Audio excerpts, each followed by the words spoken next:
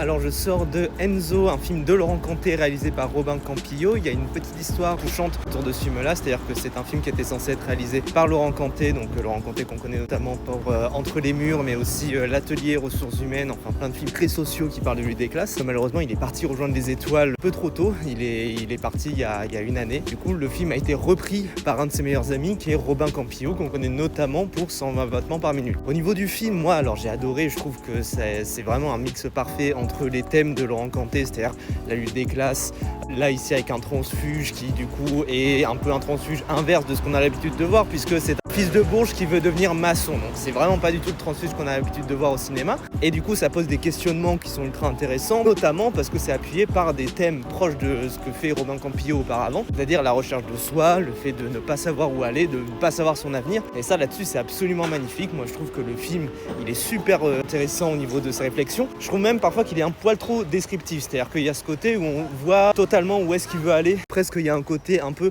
film à thèse entre guillemets peut-être par moment. Mais au niveau de la mise en scène, il y a des moments de tension et de sensualité qui sont assez forts. Ce côté presque Pasolini, je trouve, par un moment qui est vraiment très rafraîchissant à voir. Donc vraiment, c'est le film que je conseille vraiment de cette semaine. Je le trouve vraiment top.